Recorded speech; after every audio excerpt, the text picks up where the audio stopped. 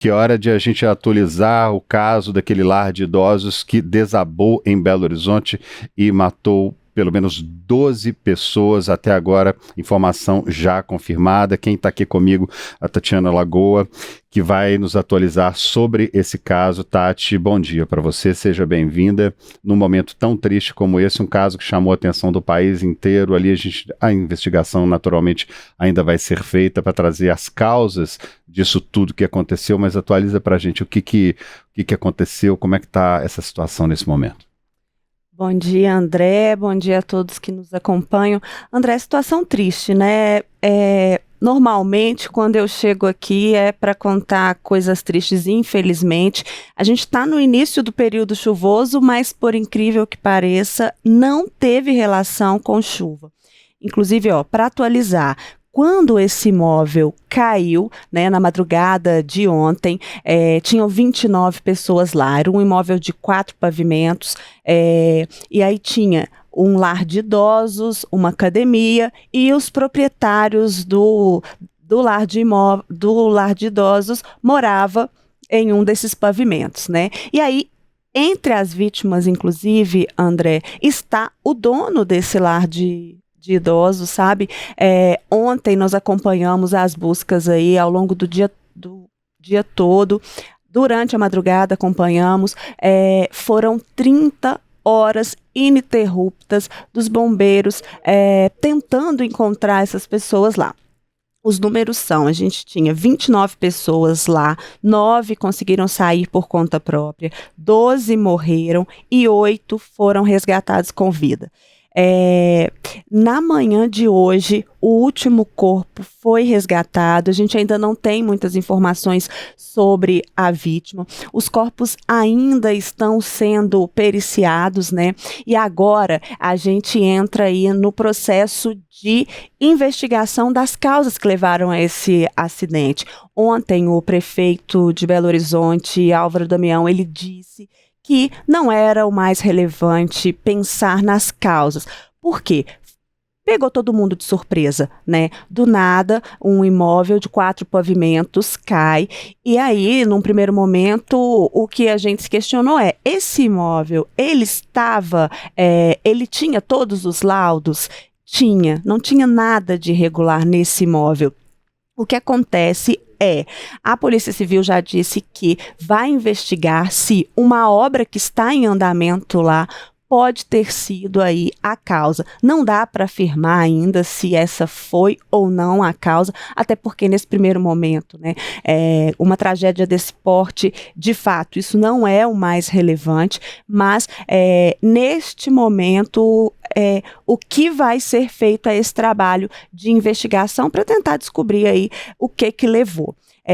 Mas, André, eu acho que uma coisa que é muito relevante da gente falar é que a gente está falando de um lar de idosos que todas as fontes que a gente ouviu falaram muito bem de lá, sabe? Nós tínhamos lá pessoas que foram para lá por escolha. A gente tem o caso de um senhor que era caminhoneiro, que nossa equipe contou a história dele, mostrando que era um senhor, o típico bom de prosa, animado.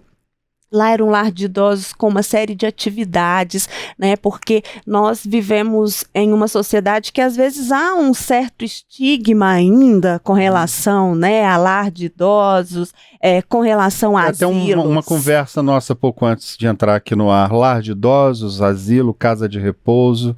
Ainda tem esse estigma, né, Tati? Ainda existe esse estigma e eu acho que é um debate que a gente precisa levar, porque é o seguinte: a nossa geração, né, vai cada vez mais demandar lares de idosos, ou asilos, ou seja lá, né, o que a gente chame, né, casa de repouso, porque na verdade vamos viver mais, temos cada vez menos filhos e não necessariamente os nossos filhos têm condições de nos dar acesso a uma série de coisas que dentro desses lares existe, né? Porque tem acompanhamento médico, profissionais capacitados. Companhia. Exatamente. E é uma forma também de as pessoas manterem um pouco da sua privacidade, vamos dizer assim, porque estão ali dentro de um lar de idosos e não estão recebendo ordens em casa, porque quando vão para a casa dos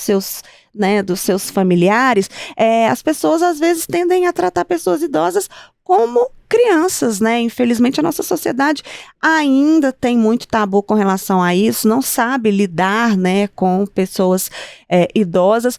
Agora que a gente está começando a pensar mais sobre isso, então eu acho assim, eu estou trazendo essa questão porque muitos comentários foram feitos nas nossas redes sociais de pessoas questionando por que esses idosos estavam lá. Esse caminhoneiro que eu estou citando, a esposa dele deu um relato muito emocionante, falando com a nossa equipe que ele foi o primeiro amor da vida dela, que ele necessitava de alguns cuidados, que na casa dela eles não tinham condições e que ele escolheu estar lá.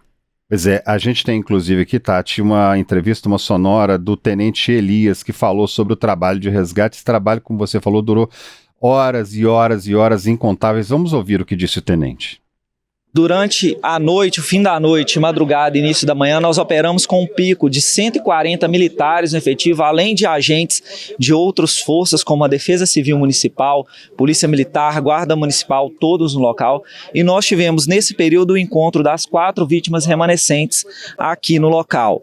O último encontro ocorreu às 6 da manhã, era uma senhora de 77 anos que estava localizada na suíte que se esperava, porém em uma região de difícil acesso, considerando o desabamento da laje, e às 7 da manhã nós conseguimos finalizar com a retirada do corpo.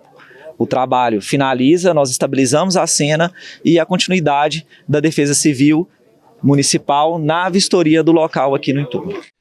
Ô Tati, a gente tem inclusive aqui também, você estava acabando de falar sobre as pessoas que relatavam que lá era um lugar tranquilo, era um lugar bom. A gente tem sonoras de pessoas vizinhas lá do lar de idosos que conversaram com a gente. Vamos ouvir.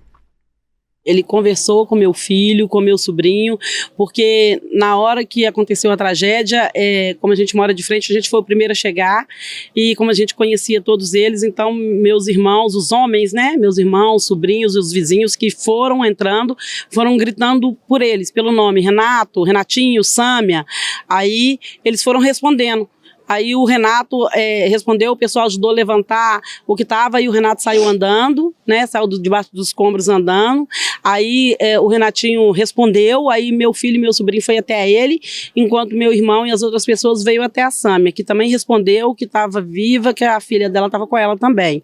E o Renatinho respondeu, a primeira coisa que ele gritou, eu tô aqui, por favor, salva meu pai, salva minha esposa, salva minha filha, tira todo mundo primeiro, tira todos os idosos e me deixa por último.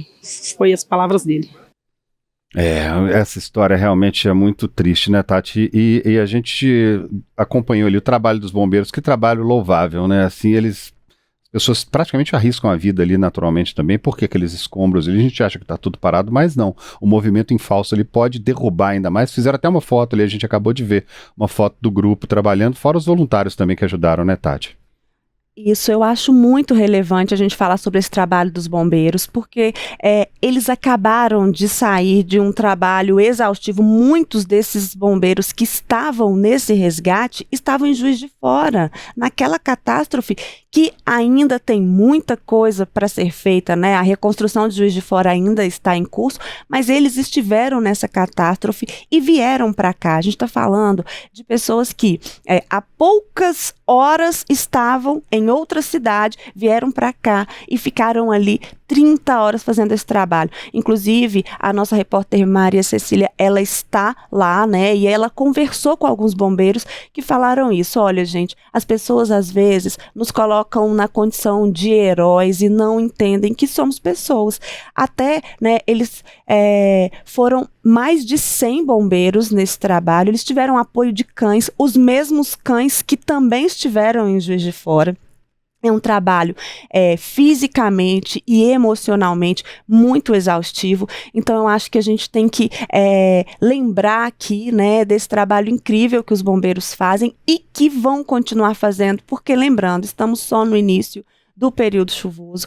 Apesar desse evento não ter relação com a chuva, a gente sabe que nesse período de chuva é um período muito complexo para os bombeiros.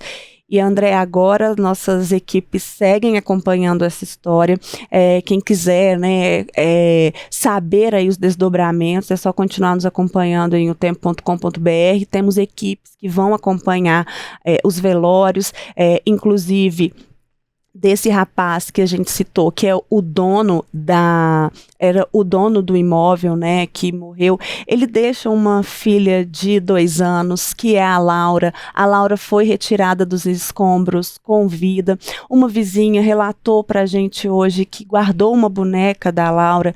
Então, assim, muita comoção. Esse trabalho dos bombeiros esse trabalho foi acompanhado, né, pelos moradores, e quando a última vítima foi retirada na manhã de hoje, eles foram aplaudidos. Então é isso, é um trabalho para ser aplaudido mesmo, e agora a gente segue ouvindo quem ficou, né, a gente tem um número enorme de pessoas em luto agora e outras pessoas se recuperando, porque afinal de contas a gente teve pessoas que saíram de lá com vida, mas que perderam amigos e que estão totalmente traumatizadas.